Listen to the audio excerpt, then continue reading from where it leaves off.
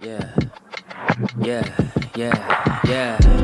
Making her way to the mic. They start dimming the lights. You start feeling alright. From Birmingham, home of the Teddy Longs and the Ruben Studders. More once you discover. For all of the lovers, Whitney Houston and Roman Reigns. For all of the lovers, and Mickey James and Marvin Gaye. For all of the lovers, and Sasha Banks, Janelle Monáe, Silk, Sonic, and Paige. Allow me to say, look, I just found a place, sweet escape. Every one of us, I was kinda late, cause I just made it off the struggle bus. Walking by the fate, cause I know it's right in front of us. Yo, I ain't with the hate, gotta focus on what's great. Ladies and gentlemen, Steph Hardy is on the air. Had to drop a couple bars just to make you all aware. So, sit back, relax, enjoy the show. You know I go by Joe or the Wrestle.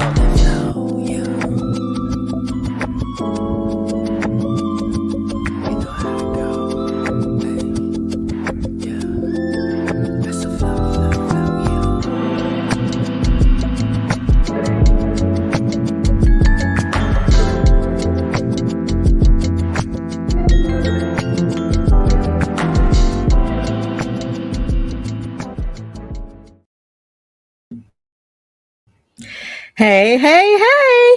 Welcome to a new episode of the Hardy Wrestling Podcast, HWP Xtra, with your girl, Stephanie Hardy. Now, of course, normally I wouldn't necessarily be before you, depending on what day it is, whether I have an interview or not, but today was a big day. This morning was a huge morning, and I, of course, like everybody else, has to get on the action and talk about what went on. Of course, I'm your girl, Stephanie Hardy, host and creator of the Hardy Wrestling Podcast, host and writer for Women's Wrestling Talk, the number one women's wrestling show on the planet, as well as a color commentator for the Belladonna Division, Battle Club Pro, and Black Girl Magic 2 of 2022. And of course, like this title says, I am here to talk about Mercedes Moné. Y'all. This morning, this beautiful woman, this woman of color, the GOAT, the standard, the blueprint, the conversation, the queen of us all, and one of the four horsewomen, made her debut at New Japan Pro Wrestling's Wrestle Kingdom 17 early this morning. Way early this morning. And this was after, of course, the match involving Kairi Sane. Kairi now, she's known as Kairi. She's the IWGP Women's Champion. And of course, she was known as Kairi Sane in the WWE lore of things. And after she won her match, she was celebrating and lifting up her hands with the referee, but of course the arena went dark and we saw a car show up on the screen and a woman posing to a song that was saying money over and over again, and lo and behold, it was Sasha Banks, but now going by Mercedes Moné. And this sent shockwaves throughout the entire arena. Everybody was freaking out, but literally, this is what's going on, and everybody's been freaking out about it all day long. So I just wanted to get it on the action myself, considering she is who I consider to be the greatest women's wrestler of all time. She is somebody who I have grown to deeply love and respect. And I just had to talk about it. Now, of course, if you are watching live on all of the live platforms on Facebook, YouTube, Twitch, and Twitter, thank you for watching. And if you want to comment, you can comment, and your comment might wind up on the screen. So please chime in and tell me what you thought. Did you watch Wrestle Kingdom 17? I know a lot of people stayed up and watched it. I could not because, of course, some people have to work in the morning, and I just could not stay up and watch it. But I told myself, if something crazy is going to happen, I'll find out when I wake up. And that's just how I have to do it. That's just how I have to do it. So I was just like, you know what? If something amazing happens, if she does come, if Sasha does show up, I'll see it in the morning. And lo and behold, she showed up and she showed all the way out too. And now Miss Mercedes Moné, the CEO is now with New Japan Pro Wrestling and Stardom. This is huge because Stardom and New Japan Pro Wrestling's women's division has gotten a pretty good start, in the last year or so. And then a lot of the stars of Stardom were ranked really high on Pro Wrestling Illustrated's women's 150 list, including Suri, who was a talent that was rated number one, infamously and famously to a lot of people, because a lot of people were really hoping that Bianca Belair was going to be number one, but she was a very strong number two, and Suri was number one. So since Stardom and all of these different places are having such an amazing start, now we have Mercedes being a part of the action, and she has challenged Kyrie for the IWGP Women's Championship at the next event in February. And the whole world is excited. The wrestling world is abuzz. We're all excited. So I have to just share my feelings about it. I was absolutely shocked, even though they were saying on commentary that this was like the worst kept secret. But the thing is, for me, when it comes to wrestling gossip, I try not to feed fully into it because, like I said, sometimes gossip really is just that. It's gossip, and you just don't know what's true or what's not true. It's really hard to say. So ultimately, I was just like, you know what? What's going to happen here? Let's just wait and see, because of course, famously or infamously, Sasha slash Mercedes left WWE, of course, after going through in a lot of turmoil in WWE involving her, Naomi, and of course the tag team championships that they won at WrestleMania last year, becoming the first Black women in WWE to hold the women's tag team titles. And they held those titles with pride. They were really happy to do whatever it is they needed to do to put the tag team division, on their backs and defend the titles and do the best that they could by it. In fact, the last time I saw them live here in Birmingham last year at SmackDown, they were in contention for the titles. So really, it's crazy to think that in a year's time now everything has basically changed, and now Mercedes is in New Japan Pro Wrestling and she's turned the world upside down. So in the midst of all of that, it's crazy to think that, because of course, if you may or may not remember, all of this started because they were the tag team champions, but they were booked on an episode of Raw in May of 2022 in a six-pack challenge to win a Raw Women's Championship opportunity to face Bianca Belair. And of course, in this six-pack challenge, you had Becky Lynch, you had Doudrop, you had Nikki Cross, formerly Nikki ASH, Asuka, and Naomi and Sasha. But they did not agree with that. They did not like that they were being booked that way, because as tag team champions, you want to sort of have, a booking that reflects well on the tag team division. But the pickle that WWE find themselves in when it comes to these tag titles is the fact that, or at least back then, they didn't have a deeper talent pool for them to have a whole lot of people to contend for the tag titles. So they just kind of threw them into this six-pack challenge, even after not having a women's tag title match at WrestleMania Backlash either. So it's like you're putting them out there to do all this crazy stuff, for the tag titles and all of that, but yet you're booking them as singles people, and then you're booking them to fight each other, for the contention of facing off for the Raw Women's title. And they didn't like that. And because they didn't like that and they verbalized it, they were told that, there was a miscommunication, and they were told that they were doing too much, and they basically walked out of the company famously that Monday Night Raw. But not only did they walk out of the company, they were ultimately told that how they felt and the way that they walked out of the company was unprofessional. They were labeled publicly as unprofessional and as women who did not care about the company, did not care about their fans, and did not care about the show as a whole, and all of the above. And that was just really negative, and actually way, way more than they would have done to any other superstar who more than likely would have done the same thing. And that's literally how I feel. It's like there have been people who have done the same thing and they haven't been labeled as unprofessional or deemed, or suspended or deemed like, trash or whatever. So WWE basically scandalized their name, as they say in church.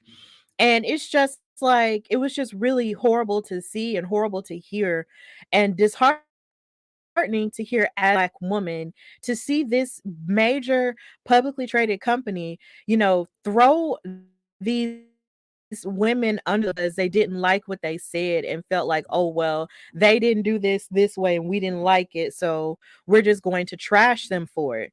And clearly this made them, and since this made them angry and they walked out of the company, they have stuck together through all of this craziness, and basically we're seeing in other places all over, Hollywood and various other places, in fashion shows, on red carpets, because here you see them on the red carpets for Marvel's She-Hulk and also Marvel's Black Panther Wakanda Forever.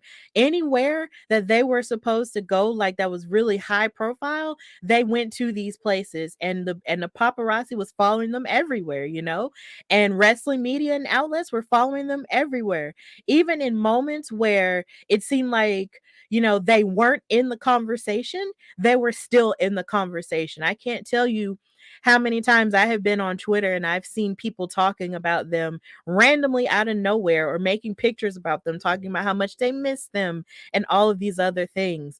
And they also did stuff like fashion shows where they had looks like this that just made them look absolutely fantastic. Like, they were just taking pictures together, all of the above, doing all the things. So it's just, so they weren't letting this entire situation get them down as far as we could see publicly. And in the end, we still don't know exactly what Naomi's plans are. She is rumored to be returning to she is rumored to be returning to WWE, even though a lot of people, a lot of the fans do feel like, oh, well, if she did go back, that it would be, ultimately negative for her to go back, simply because of the fact that this is the same company that hurt her and tried to damage her reputation and damage Mercedes's reputation.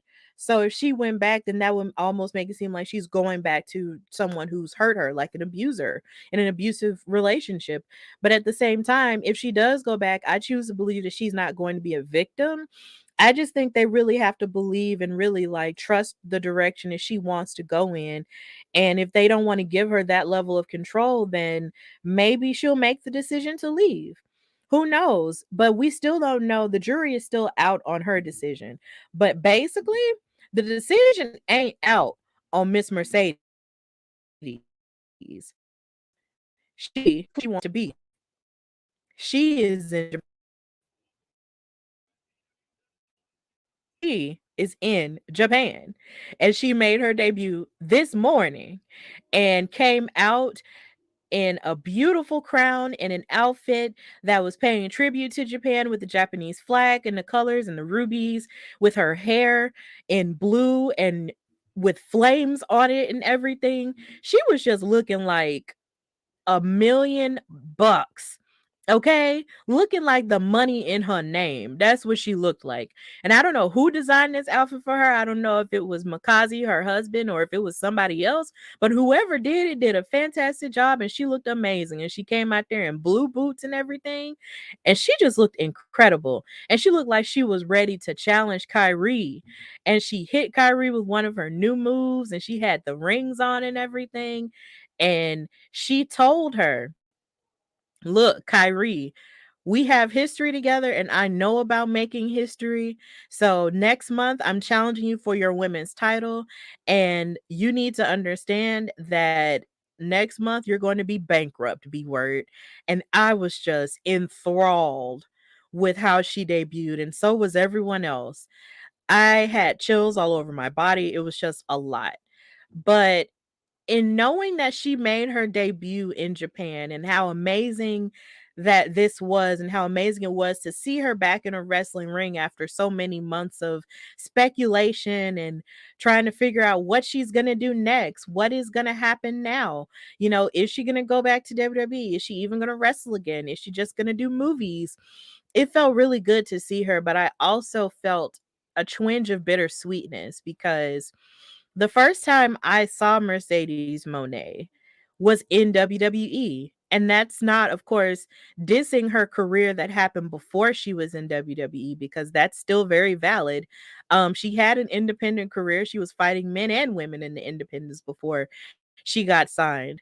And she said that she was bound and determined to low key go to Japan if her and WWE didn't work out because she felt like she didn't have the look for WWE. But she wanted to go to Japan or Mexico if WWE wasn't an option for her. But WWE called her and they wanted her. So now she's making her dreams come true and wrestling in Japan. But it's bittersweet because the first time I saw her in WWE and I just immediately thought like who is this woman wrestling like this? And I just want to discuss my experience with Sasha and the experience that I had with her as a fan. And this has just been an amazing week for women's wrestling in general, and it is just the 4th day of January in the new year. We're still in the new year and we've already seen Charlotte make a return, seen Mercedes make her return. Amazing week. Like between her and Sasha, it's just too much. It's just way too much. And forgive me if I go back and forth between calling her Sasha and Mercedes, but it's just going to take a minute, okay, guys? It's really going to take a while, but I promise I'm going to do better. So, my experience with Sasha came in the first match I ever saw her in, and that was in NXT when she faced off against Becky Lynch for the NXT Women's title at NXT Takeover. NXT Takeovers were basically just, in Full Sail University, if you remember that before they moved. And this was when NXT was like sort of where how a lot of people feel like NXT was at its peak when you had this brewing talent that could be the future, being fighting for the next opportunity to be champion or be called up or whatever. And Becky Lynch at the time was Steampunk Becky, and that was kind of like her first time being Steampunk Becky. And Sasha had been champion for a number of months. And I just remember looking on Bleacher Report one day in the summertime, and everybody was talking about this girl named Sasha. And I was like, who is she? And when I found this match on YouTube, shout out to, bootleggers, sorry. And I saw the way these women were hurting each other. I just couldn't believe it. I really just could not believe it. Like Becky was trying to break her arms, Sasha was trying to break her arms. I was watching women do submissions I had never seen women do before. It was just insanity to me. I just couldn't believe it. And all I wanted to know was who these women were. And the more I looked into it, the more I realized that these matches were very highly rated. And even though, Sasha was a villain, I still wound up loving her and I wound up loving Becky Lynch even more. And it looked like she wanted to be champion, like she really did want to be champion. And sadly, she never won the NXT Women's title, but it's okay because ultimately she wound up being more successful than we could have foresought back then, and so did Sasha. But it was just insane. That was the first Sasha Mercedes match that I ever saw, and I just couldn't believe it. And so I went down a rabbit hole of Sasha matches in NXT, and it was just too much for me. It was way too much for me. I looked up and saw her match where she won in the Fatal 4-Way when she won the title, her promo backstage when she was crying with Renee, like all of that. That was relatable to me. So I was just like, okay, this is Sasha and I love her now. So this is a part of the reason why watching her in Japan was a little bit bittersweet for me, because in watching her walk into the new Mercedes Moné era, it really let me know that the Sasha Banks era really is over. Even though a lot of people had already made it up in their minds it was over, I'm a I don't believe things until I see it. So it was kind of bittersweet for me, and I actually started crying a little bit because I was just like, man, like she really is, into the stratosphere and away from where I know her, but still it's really great. And now I have to, refresh and, uplift my wrestling palette a little bit more for her. So, but I'm not mad about it. And, and then, of course, another beautiful moment that I love from Sasha. Against like there aren't enough good things that could be said about this match that haven't been said already. Um, Essays have been written about it. I use this match in a presentation in my communications class my senior year for women of color in the media.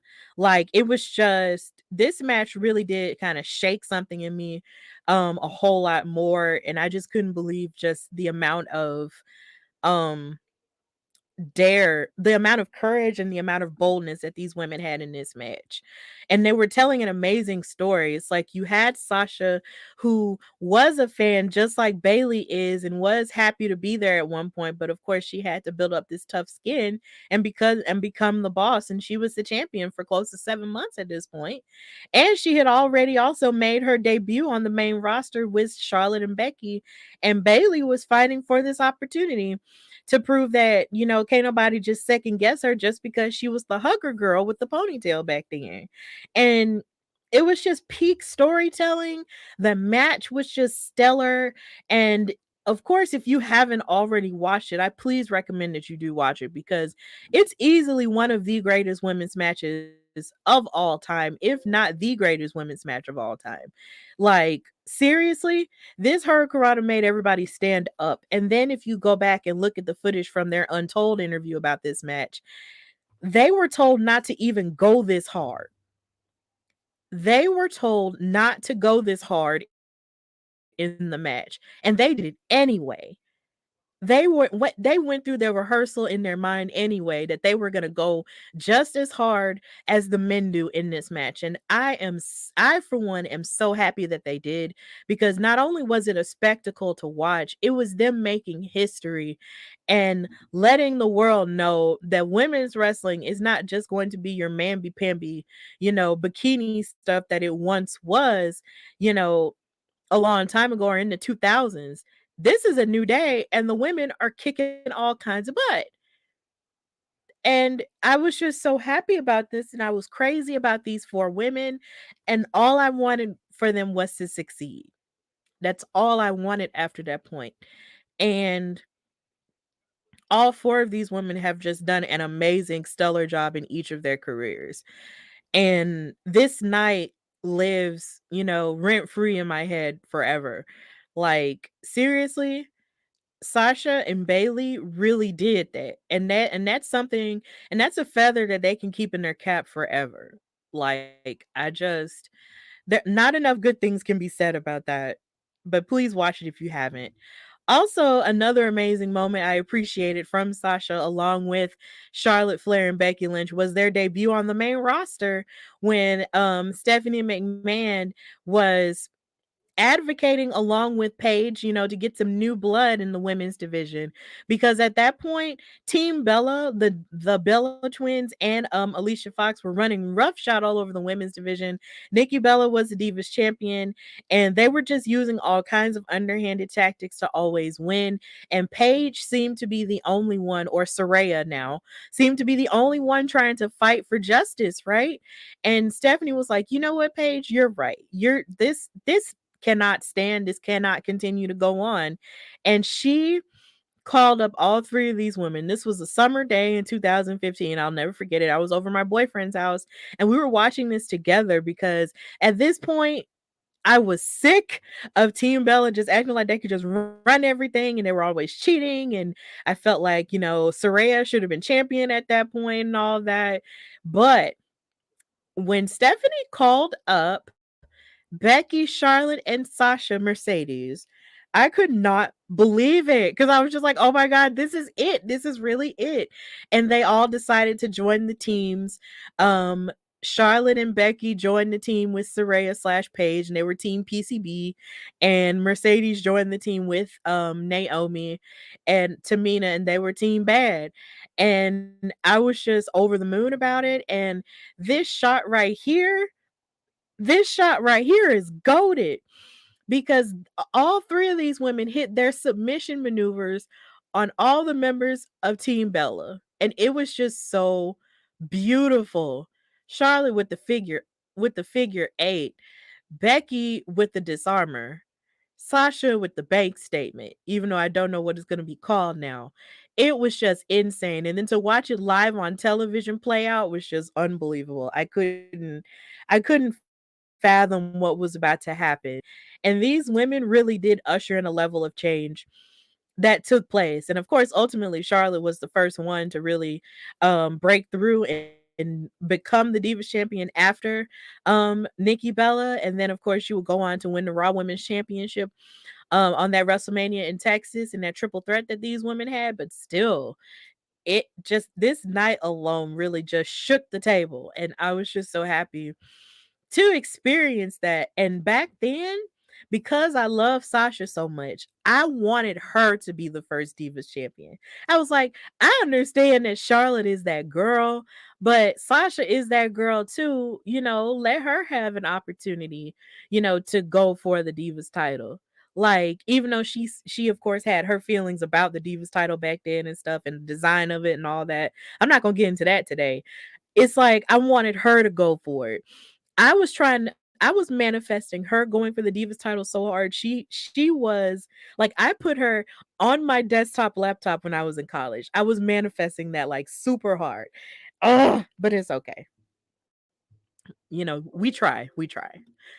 Then of course another one of my favorite rivalries involving Sasha was of course her rivalry with Ronda Rousey during her first run in the WWE. Ronda was basically undefeated at this point. She was fighting everybody. And Sasha was like, "Look, I'm the only one that can beat you, forget all that." And the Royal Rumble happened that year and they had a match for the Raw Women's title. And I honestly feel that Sasha really gave Ronda her best match ever. I feel like Sasha really gave Ronda, you know, the best match she has ever had. Like she was giving her everything. I really feel like Sasha could really have a really great match with a broomstick. I've said that multiple times.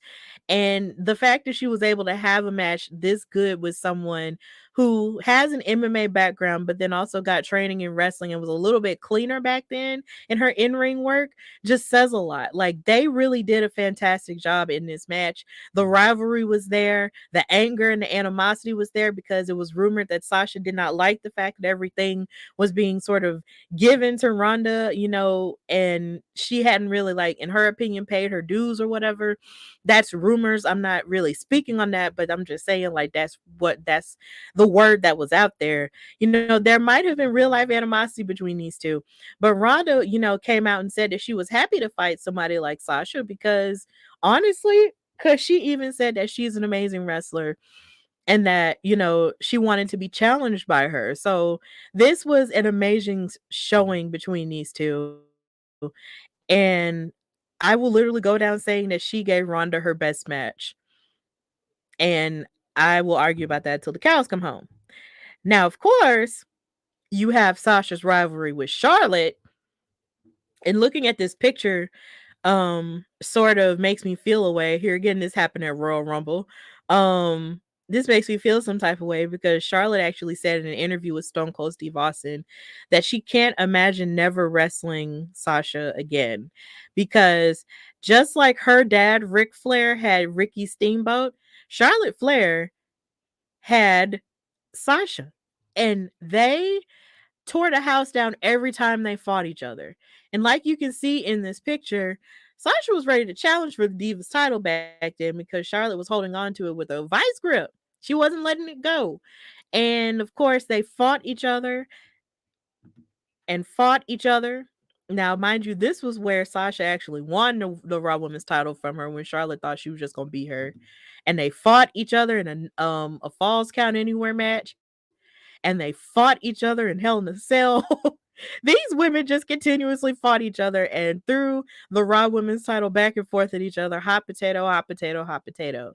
And this was something that Sasha actually said that she didn't necessarily like. I didn't like it either because this sort of fed into the notion that Mercedes could not keep a title if she had won it, because every time she won a title from Charlotte Flair, it was almost like she would hold on to it for maybe a week or two and then she would lose it at a bigger event, or she would lose it, in another situation with somebody else.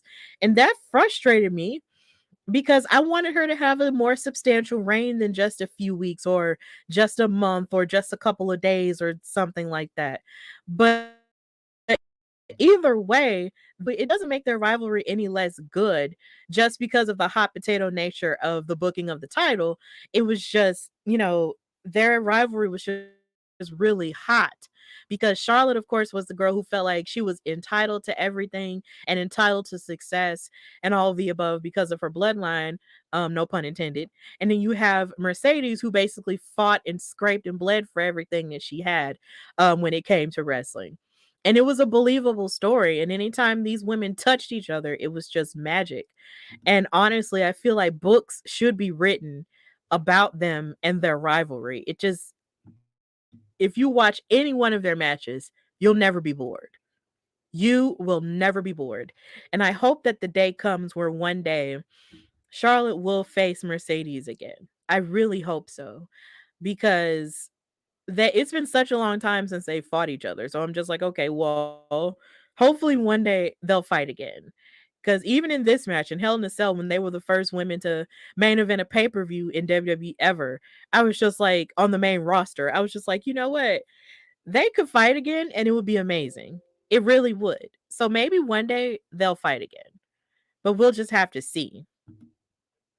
Then another rivalry that Mercedes had was her rivalry with Alexa Bliss.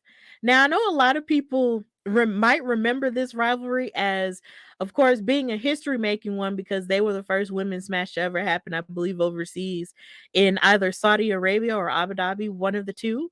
But at the same time, it was also full of vitriol because it was rumored that Sasha and Alexa in real life did not like each other due to the fact that something may have happened, I believe, in NXT where Sasha was really stiff with Alexa and felt like Alexa didn't belong there because, she didn't come through the independence like her, or didn't work as hard as her, you know, or was pretending like maybe she liked another wrestler when in actuality she didn't, or didn't know the difference between them. Like there was just real life vitriol between the two. And so, with there being real life vitriol, sometimes when it comes to that in wrestling, it becomes the craziest thing when two wrestlers who don't really like each other in real life get together in the ring. They still are professional and they still take care of each other, but they're still going to beat each other's ass. So that's essentially what happened. Every time they got in the ring with each other, they were kicking each other's ass. They were frowning at each other, getting in each other's faces, being real messy, real messy with each other, but still, having good matches and being professional, in and of itself. It was still crazy. It was still crazy to sort of watch them, fight each other so well. And I believe there was one point where Sasha actually took the title off of Alexa Bliss, but then Alexa also here again took it off of her again because of the whole booking thing. And I think this was probably where Sasha was feeling a little bit more frustrated because this was kind of where it was piling on, where she was winning titles, but yet still not being able to keep them. So it was just really rough. But their rivalry was really good, even though it was full of vitriol. But, either way, it was still full of fire. And I liked it, even though I was rooting for Sasha the entire time. So, yeah. And this is of course them when they fought at Great Balls of Fire, which is a pay-per-view I really hope they don't ever bring back because the title, even though it was funny, it still isn't exactly the best title. But either way, this was one of her best rivalries here with someone that she very famously didn't like. And you have this rivalry. I don't think I could say enough good things about Bianca versus Sasha Mercedes at WrestleMania and what it did for for wrestling and did for black women in wrestling. Like, seriously, I believe this match has magic in it because whenever I'm feeling down and I feel like I, really can't make it or I'm feeling discouraged, I watch this match and I feel like I can make it. I feel like I can be whatever I want to be in wrestling and use my voice in wrestling because of this match. These women won awards for this match. They won polls for this match. Like, the only thing that I hate and absolutely hate about this match is the fact that probably won't fight again in the proper way that they were supposed to fight again at SummerSlam in 2021. These women were set to fight each other again, and they never did. But then when they fought each other in Survivor Series in 2021, and once they got in the ring, everybody started cheering and clapping and standing up and everything, because you know that when these women touch each other, it's magic again. It's black girl magic, okay? So just the idea that this even happened, um, it just still means the world to me that this happened, and it makes my heart smile every time I look at this picture, which is every day. Because here again, this is my desktop photo, and I don't think I have any intentions on changing it anytime soon, maybe, but at the same time, it just inspires me to continue to have some get up and go about myself when it comes to my wrestling career or careers or whatever. Um, it's just historic, it's beautiful, it's insane, and then it blows my mind because if you watch a YouTube interview that they did, they talk about the fact that they had never wrestled before up until that point, never touched each other before up until that point, outside of tagging together. So the idea that these women fought each other this well and had this iconic of a main event at WrestleMania, it's mind-blowing. It's mind-blowing and it's beautiful. And then there's the fact that they didn't have that much of a build. Like, everybody was talking about how the build to this match wasn't the greatest because of course you had Reggie, who's known as Scripps now, that was in the picture. You had Carmella trying to, insert her way into it.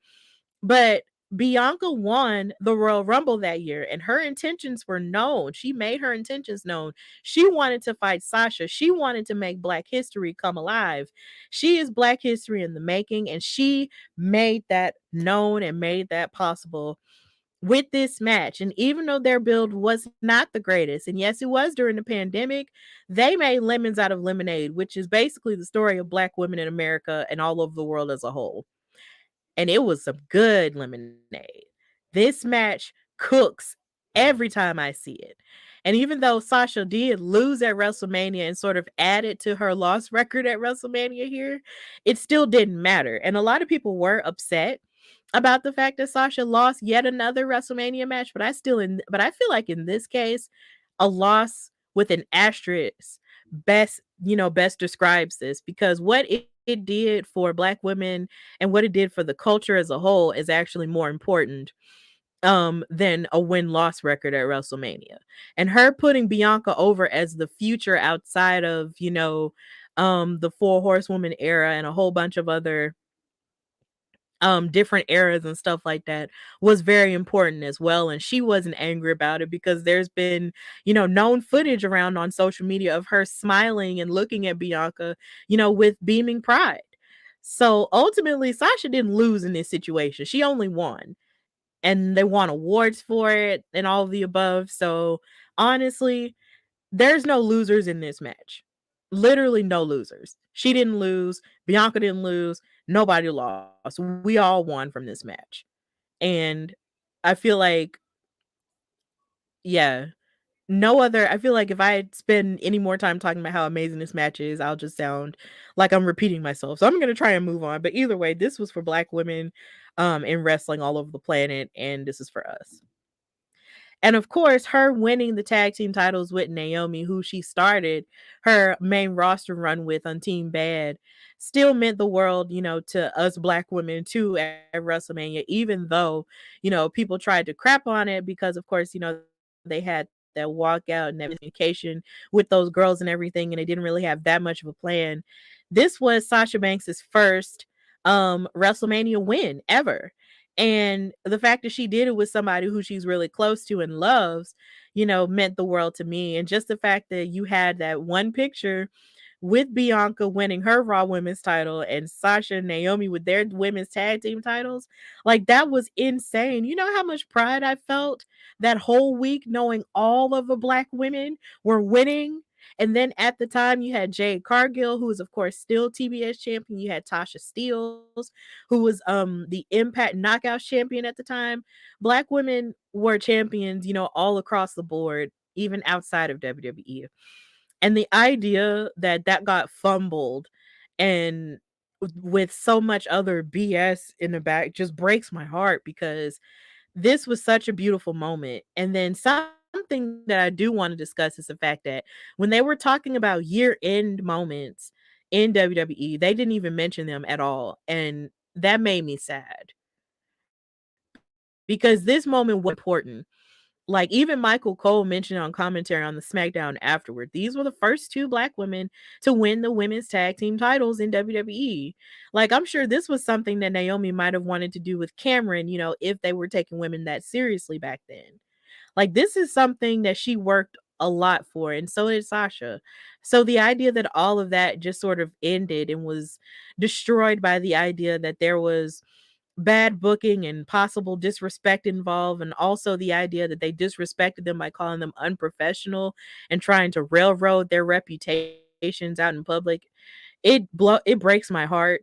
But this moment is still important, and I'll always speak out about this. So in the end, this is still important for the culture, and I was happy that she won. And also, it's really ironic that Sasha made her entrance, with a car. I believe it was either a Lamborghini or a Ferrari. I don't know my luxury cars. Um but then it's like with her New Japan entrance, you heard the rooming of a luxury car, and I was just like, "Oh my god, that's crazy." But yeah, with her being a part of Four Horsewomen, these women have done so much for women's wrestling in the modern era. And when you think about where they are now, it's just insane. Like, I never thought that any one of the Four Horsewomen would ever truly like leave, because I always thought that they were always inextricably tied together. When you have Bailey, who's a heel now, not even, Miss Ponytail or the Hugs anymore, and she's leading Damage Control, and she's fighting with Becky Lynch, who's been a decorated champion, and at one point was sort of, looked at as the odd woman out, and wasn't treated as well as the other 3 or whatever. And now she's, the man, and she's had so much success since then. Been on the cover of, a video games for WWE and so many other things, and acting and so many other things. Married Seth, had a baby, came back, and all the other things. And then when you think about Charlotte, who is now a 14-time women's champion, like, just the accomplishments alone between these 4 women is just something that just continues to blow my mind. And now you have Miss Mercedes Moné, and with everything that she's done, being a 5-time Raw Women's Champion, a 1-time SmackDown Women's Champion, a 2-time Tag Team Champion, multiple award winner, all the things, like, there's a lot that she still hadn't done. Like, I low key wish that she had had an opportunity to win Money in the Bank or an opportunity to win a Royal Rumble, like maybe last year, but let's not do that. There was just so much that she, you know, could have done, but at the same time, she has nothing to be ashamed of either. All 4 of these women helped to revolutionize women's wrestling as we know it, and we are the better for it. And I'm just so happy that we got to experience all of this. I'm so happy that even in the midst of so much, turmoil and everything, that these women got to succeed and make stuff come true. And what really did it for me yesterday was when I saw Sadie's post tweets where she was talking about her thank yous. She was thanking, oh my God, she was thanking Triple H. She was thanking William Regal, who initially sought out Mercedes when it came to NXT. She thanked the fans, the WWE universe. She thanked the Sasha crew. She thanked um Vince McMahon, ironically, and then she also thanked her old Sasha Banks character. And that really right there told me that that was kind of the beginning of the end. The fact that she was sending these tweets and thanking everyone who's had anything to do with the success of her career in WWE. And as sad as I was that this was her saying goodbye and with this being the official end, I wasn't mad. I was sad about it, but then I'm also happy about it too because now she gets to succeed and glow in a different way and even lift up the name of women's wrestling in Japan with New Japan Pro Wrestling and Stardom, like I mentioned earlier. The matches that she is going to have is they're just going to be amazing. Like I can't even get into all the amazing matches that she's going to have, but her and Kyrie is definitely going to be an amazing start. I wish I could go to San Jose for it, but there's already enough traveling that I have to do between WrestleMania and all the other whatever, all the other possible whatever or whatever. But I'm gonna try my best to watch this match take place because her debut was definitely a feast for the eyes and a feast for the soul. If you've been following her career, she said that this was her dream to wrestle in Japan, and now she's making it come true. Mercedes Moné is the absolute definition of what it means to know what your worth is as a black woman and add tax to it. And if you aren't being served love where you're at and where you're working, then you owe it to yourself to see what else is out there and explore that. And I'm so happy that she is brave enough. I'm so happy that she is to want to explore that. I really am. I'm so excited for her. And all I want is for her to succeed and continue to raise the bar when it comes to women's wrestling. I don't just call her the greatest women's wrestler of all time just because it makes me feel good or just because it's an opinion. It's because it's true. She seeks to get better. She loves wrestling so much that she just seeks to improve her game every chance she gets. She trains in New York. She trains with Hog. She trains in Mexico because she wants to learn lucha. She trains in Japan because she wants to learn Joshi. She loves all forms of wrestling.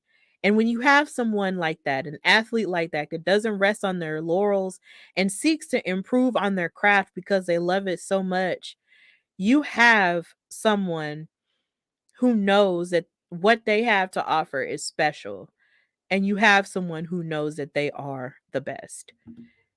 And I am, as a longtime fan since 2014 now, I am so proud of her.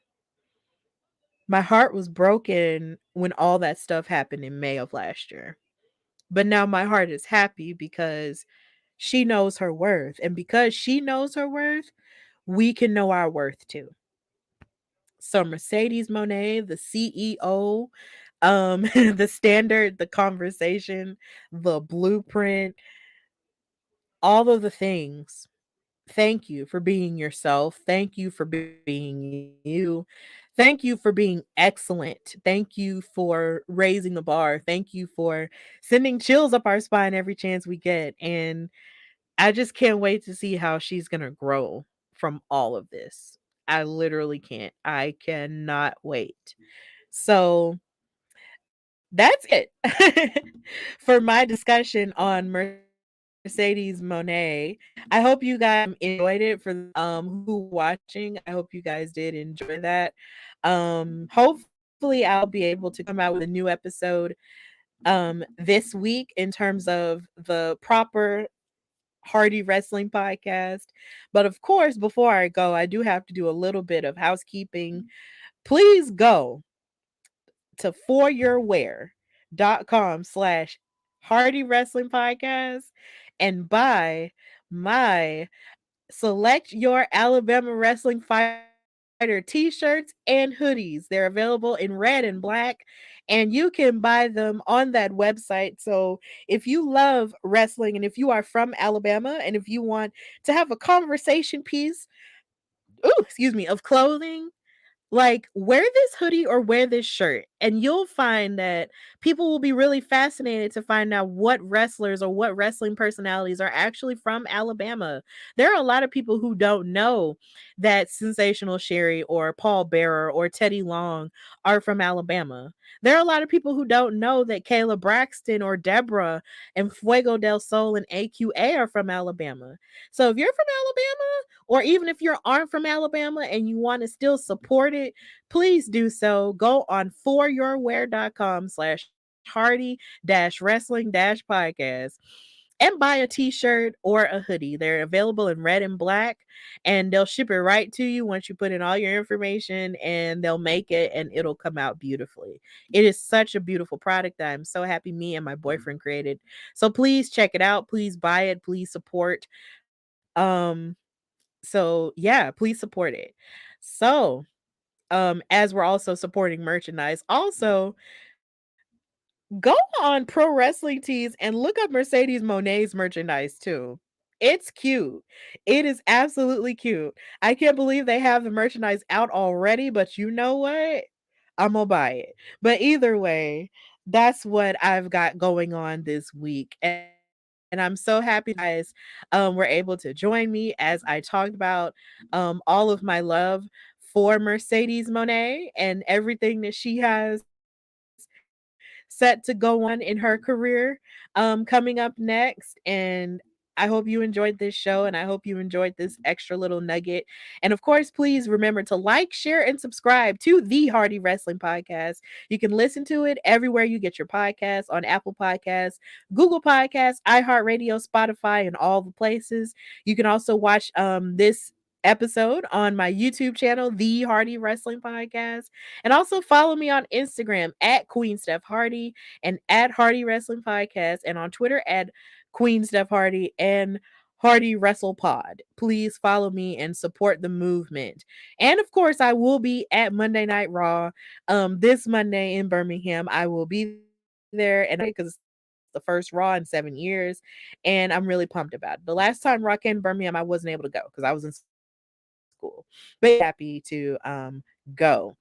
But in the meantime, this has been HWP Extra with your girl Stephanie. And of course, until next time, I hope you're remaining safe and doing the very best that you can in life and just not overdoing it and just taking care of yourself and knowing your worth and adding tax to it, like Mercedes Monet. Don't let nobody play you. And until the next time, bye, y'all.